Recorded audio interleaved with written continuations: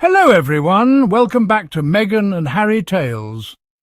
I'm Adrian, and today we're diving into yet another round of cheap shots aimed at Prince Harry, this time courtesy of none other than Paul Burrell, the former butler to Princess Diana and King Charles.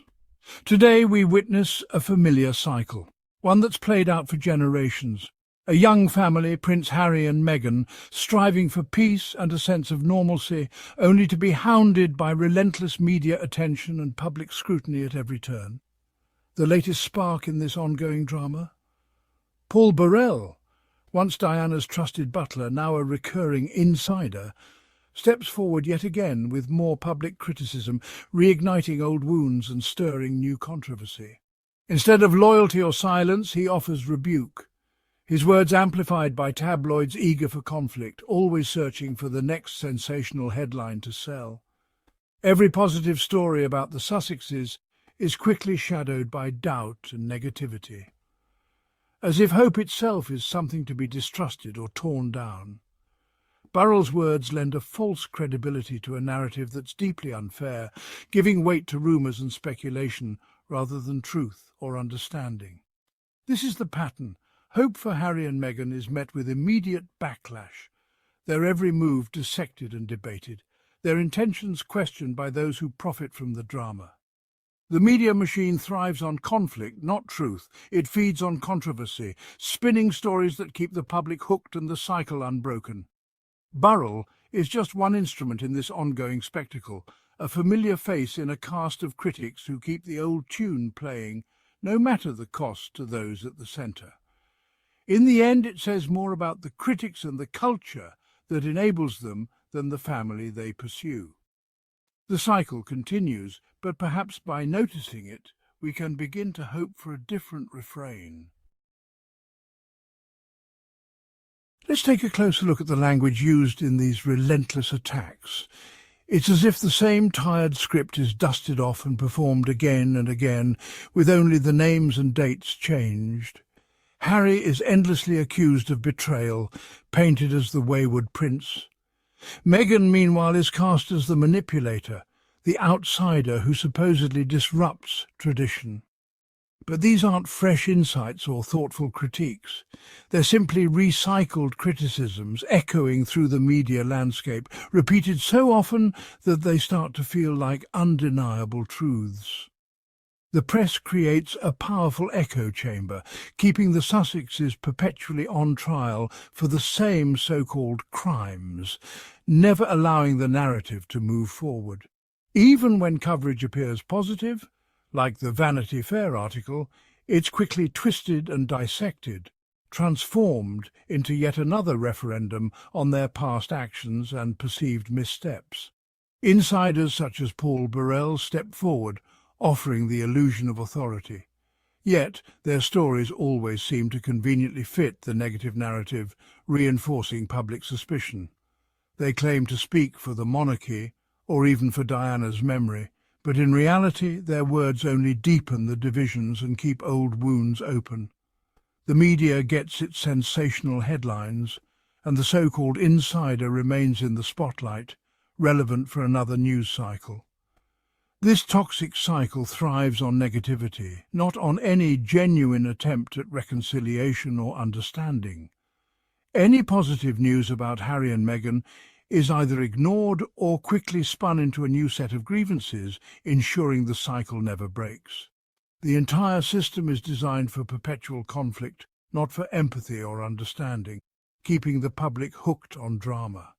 As long as there are willing participants and an eager press, this disheartening tune will continue to play, drowning out any hope for resolution. In the end, the real story, the truth of who Harry and Meghan are, is lost in the relentless noise, buried beneath layers of recycled criticism and media spectacle. One of the most persistent criticisms of Harry is that he's abandoned duty.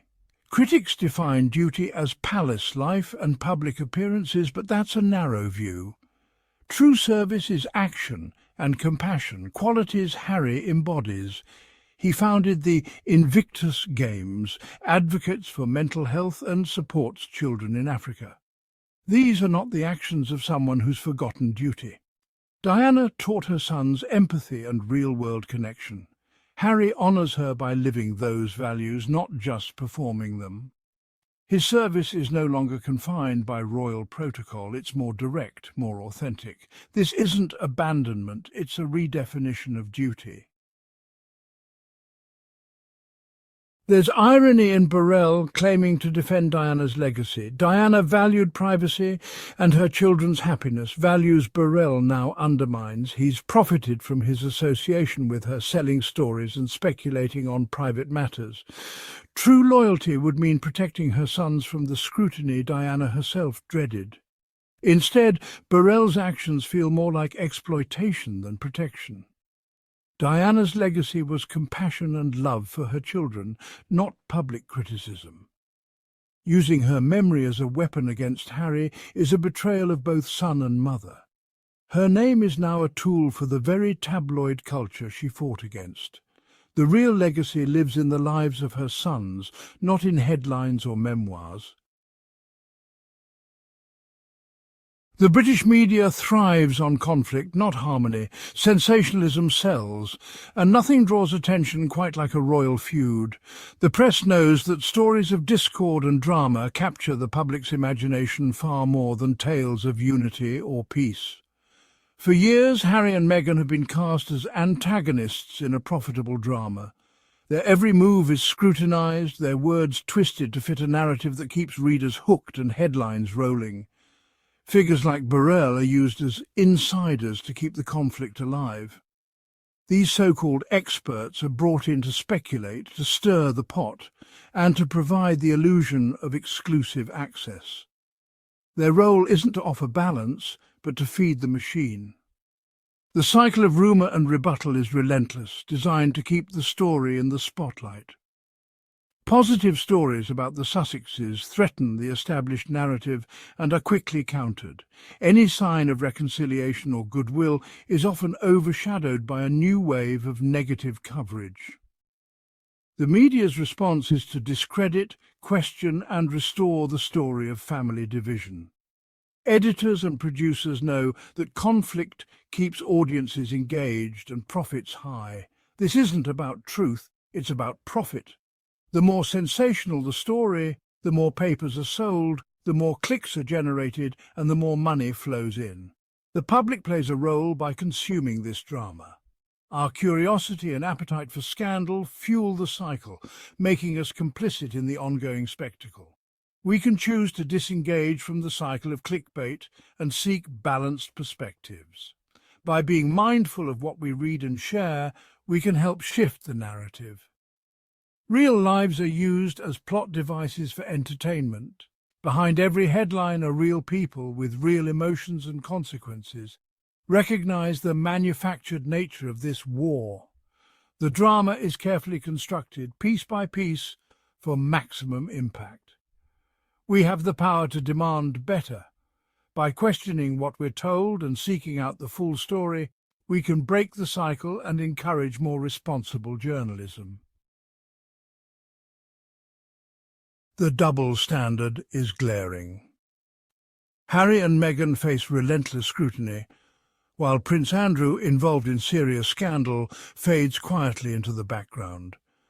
The media's obsession with the Sussexes isn't about morality, it's about punishing rebellion. Their real crime was challenging the system and controlling their own narrative. Meghan, as an outsider, faced racism and classism from the start. The media's treatment of Andrew versus the Sussexes reveals a system protecting its own. The attacks on Harry and Meghan are about maintaining control, not justice. It's a reflection of deeper prejudices and institutional self-preservation. This isn't just a family dispute, it's about courage in the face of a toxic system. Harry and Meghan aren't the problem, the media machine is.